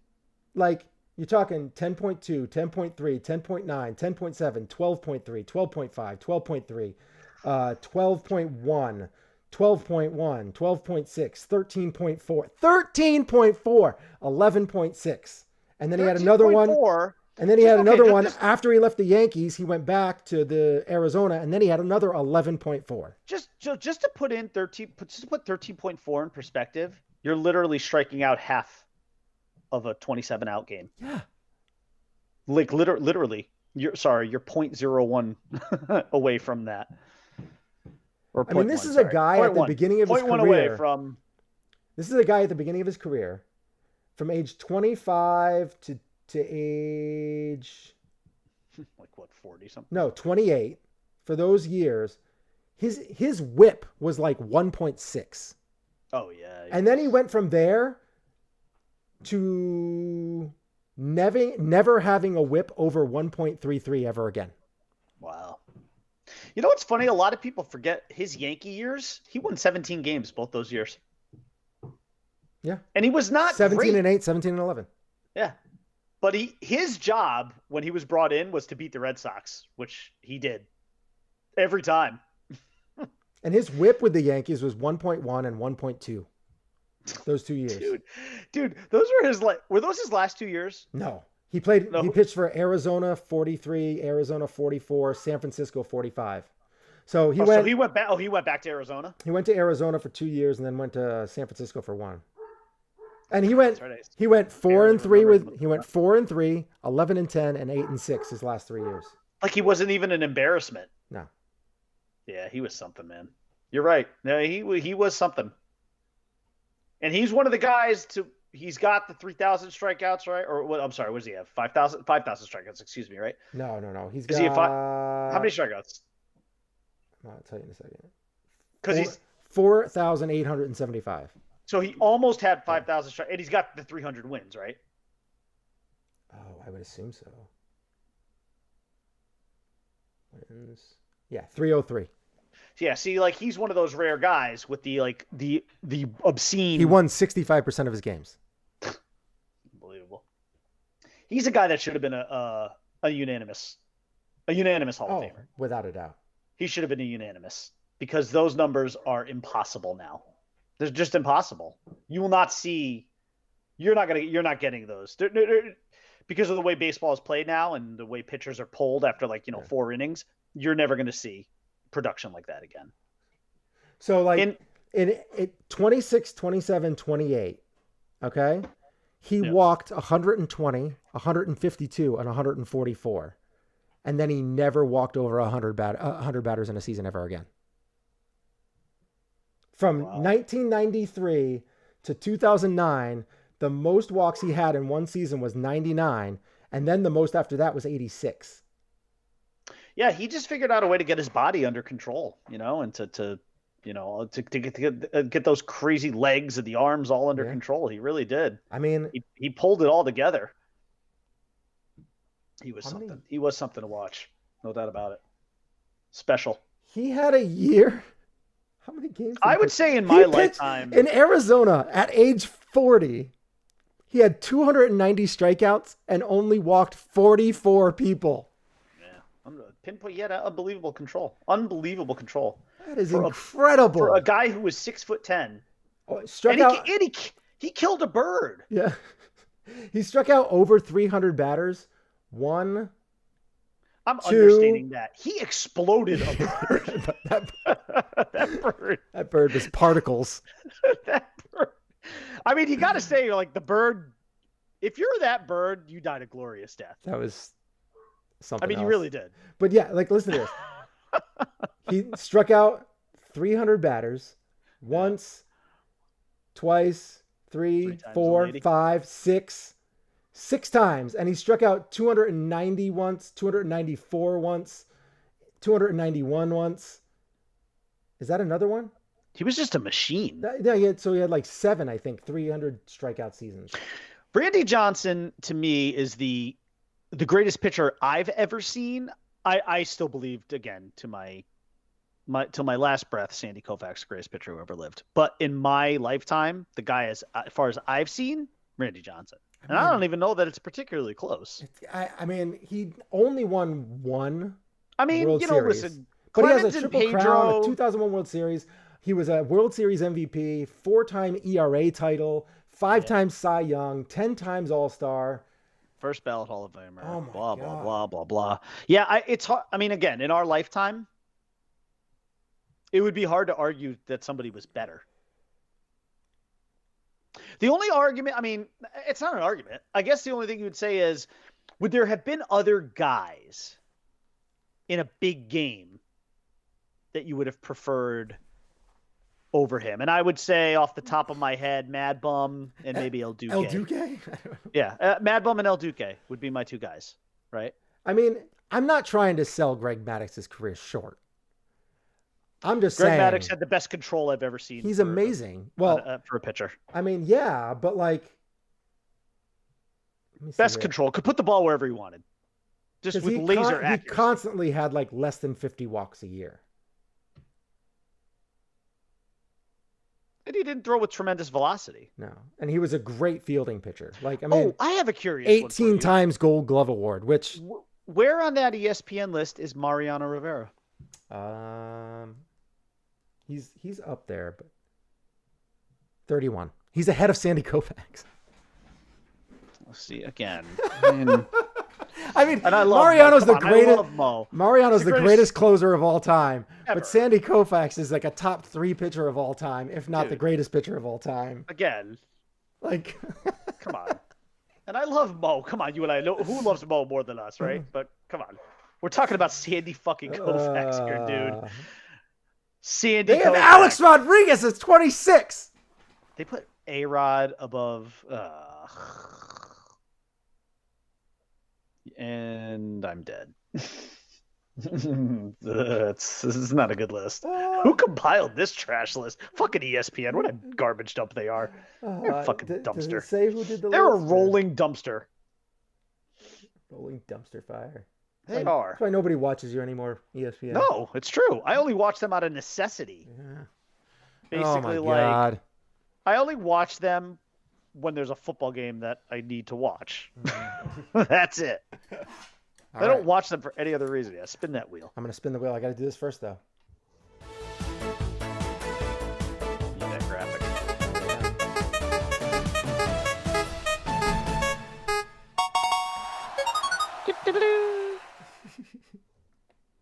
All right, here we go. Ready? Yeah. Spin it. I can't see it, but I know, okay, I'm getting there. I'm getting there. All right. Ready, one. Oh, OFN Angelina Jolie movies. That's an interesting one. Did you hear? There's some. I gotta mention something after this. Something with Angelina and Brad Pitt. That was a good spin. Yeah, it was. Rushmore of characters in any Spiderman movie. All right, we'll do that next week. Okay. OFN Will Ferrell movies. All okay. right. And Nice. no, we did that already. Didn't we? Yes. Yes, we did that. That was the week before. What the Spin hell, it again. Shane? Third time's the charm. Hold on, I gotta get some erasing on. That's pretty Where's my funny. Then. erasers? The two spins are the last two we've done. Yeah. What the hell? It's pretty hilarious. What are the odds? Buy a lottery ticket. Should I or do don't. it? I don't know. But maybe that means the odds are not in your favor. I don't know. I mean, so we just had a $189 million lottery ticket sold in Cheshire. So. Yeah, I know. I heard that. Christine works. Wasn't in Cheshire. me. Christine works in Cheshire a couple days a week, and I was like, "Oh, did you buy one?" She's like, "No." I was like, "Damn it." God damn it. All right, sorry. Recast a movie. Oh, Weird Science. Weird Science. Wow, that's gonna be okay. All right. Ooh, who's gonna be the hottie? Who am I putting in that main role? I want to go weird with it and do something like Anna Kendrick. Like it doesn't make sense at all. I want to go like a completely outside the box Weird Science, which is already weird because it's a weird, change it and do a female leads with the male. The male being having Chris Hemsworth be the male. Oh, perfect. Yeah, perfect. You can do whatever you want. You can. It's your job to recast. Yeah, you're right. You're right. I would have Idris Elba. He's not sexy at all. Isn't he the sexiest? Isn't he the sexiest man alive? No, Paul Rudd. Oh, Rudd is the sexiest man alive? Now, yeah. Oh, okay. He took it over. I thought Idris. Oh, did he take it from Idris? Yeah, I think so. I think Idris got it last year. Idris will take it back. He'll take it back. He's beautiful. He's a good-looking man. So we got to recast the movie Weird Science. That sounds fun. All right. I'm excited about that. All right, and so that's pretty much it for our show. I'm gonna do a little. Let's see if I can. Where is that thing? This. If you could subscribe, like the show, and hit the notification bell, I appreciate it. We have lots of stuff coming up. We're gonna keep going on. We're gonna do those lists. We're gonna do some more sorts. We're gonna be going crazy and getting all that stuff done and getting it out to you.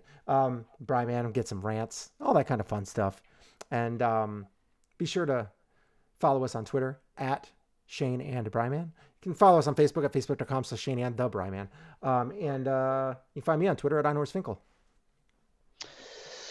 You can find me on Twitter at _Bri_man. And we have reached the end of the show, which, in the words of the great immortal Tony Stark, whose name came up quite a bit today, part of the journey is the end. But we will be back next. Well, wait a minute. What are we gonna? Are we gonna do Monday? Are we coming back that quick? I can't do Monday because I'm gonna be in Vermont. Right. Yeah. All right. Maybe we just shoot for Friday again or something like that. Yeah, we could try and do that. Yeah. Yeah. Friday's a good day. It's not a bad day. Okay. So we'll get back to like probably our regular scheduled Mondays soon. We'll get there. Yeah. Because I'm going to be on vacation in the beginning of March too. So there's going to be a week that I'm gone, but we'll figure it out. We'll get it done. I'll be on a staycation in April when the kids are on their spring break. We were supposed to be in Disney, but COVID. So, and Lex not vaccinated yet. So yeah, it's tough. It's very tough, and hopefully this summer really calms down and people can get a little out there. We got to get golfing again, man.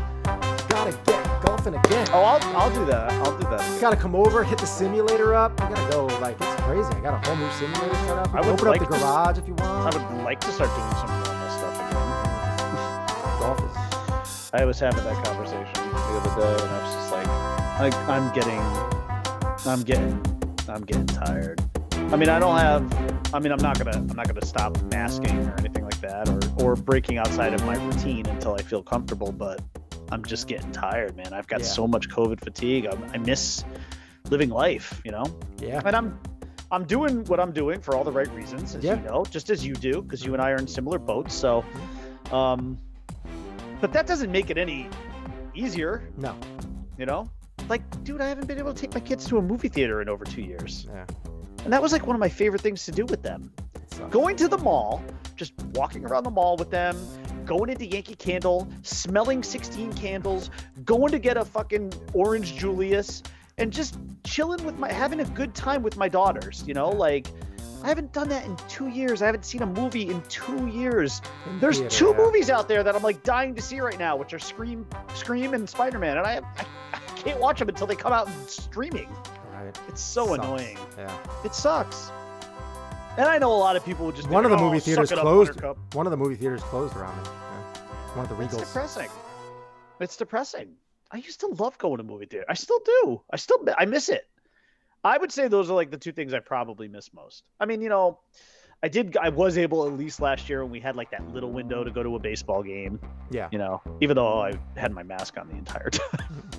I did. Your hazmat suit and your mask and everything. I did. I you know what, man? I just want this. I want to get to the endemic stage where it's the flu. Yeah. But we're not there yet. No, we're close. We're getting there. I think this summer is going to be a good breakup of the COVID variants, and it'll just be like kind of that, you know, get your vaccine every year and.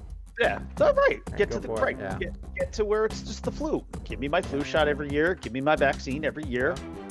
I mean, get it done and then go for it and go. Get back to normalcy.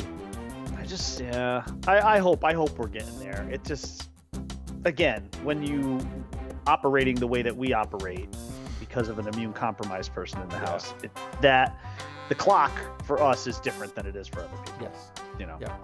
So it's just the way it is. For sure. But anyways, stay classy, Planet Globe. We'll see you next week. You know it. We'll be back. Turn that music up. Fade this sucker out.